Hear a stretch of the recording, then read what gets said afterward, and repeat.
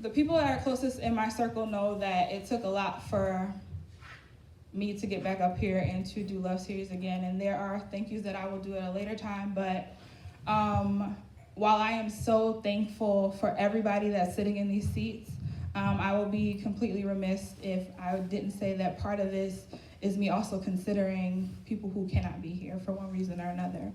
And one of the most hard ones to swallow, I literally said to my mother days before this, I said, I don't know how I'm gonna make it through the night and convince myself it's gonna be okay without knowing that my friend Jeremiah is not gonna be with us this evening. So for those of you guys who don't know, Jeremiah was a really close friend of mine. He was an artist that supported Love Series right from the beginning. He was on every show, and he passed away with COVID. And so I will tell y'all now, I can't promise y'all I'm not gonna make it through this evening without crying. And while I'm typically a hugger, I need to feel everything that this night comes with, so nobody touch me unless I ask. But this piece is dedicated to him, and it's called Stages of Grief.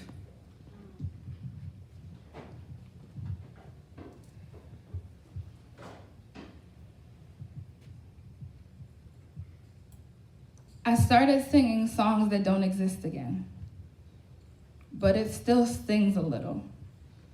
I have this hook in my head that should be rightfully yours, but because you're not here to add flight to its melody, I tried to push it out of my head.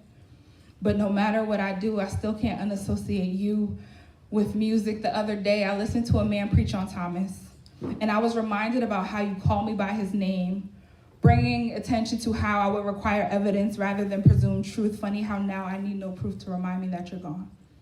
And I still can't drive through any of the boroughs without hearing your laughter encompassed in the bustle of the city. Today, I decided to do something different for a change. So for the sake of my own sanity, I won't try to make any sense of this. I've decided that rationalization only fuels my hurt and disappointment, and today I want to have enough self-control not to give in to their appetites. I don't want to lose any more sleep. I don't want to rummage my thoughts for logic until I'm consoled by another migraine. I promise myself no reminiscing today, because eventually the timeline will reach present day and I will start to wonder again. But secretly, I'm still asking myself why. Forgive me for how long I stared at this blank page. I promise that it wasn't because I didn't have anything to say. It was because putting something in black and white does a little too much solidifying for me. That way I could leave this unfinished, because once I reach the end, I'll have to deal with the finality that comes with the stage of acceptance, and I would rather be in denial a little longer if I prolong long enough. It'll just feel like we fell out of touch, and that can be cured with a phone call, but this requires work that I don't think I'm up for. I thought enough time had passed. Not enough to make this easy, but just enough that I wouldn't be second guessing whether or not I was ready to write this, so I apologize in advance for not doing it justice. Because there's no real way to encompass all of your light.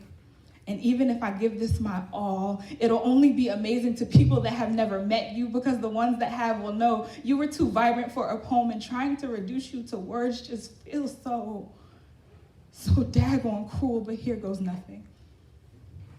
I imagine that a worship leader position opened up in heaven.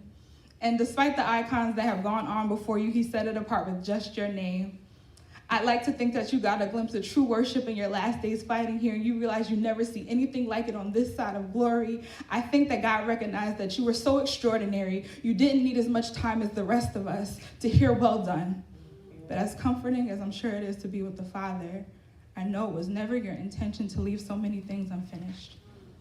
And right as I imagine you singing one more song on a cloud-suspended set spilling into forever, I'm reminded of all the curtain calls here that will never hear your footsteps. How many lives will miss Christ the way you showed him? And not that he won't go out and get them any other way, they just won't be you. Like somewhere there's a room where a perfectly timed joke would have made the silence erupt into healing, but instead the moment was overlooked.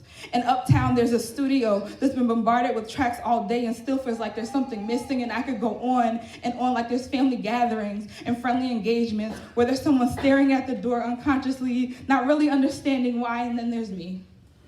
And then there's every family you embedded yourself in every country.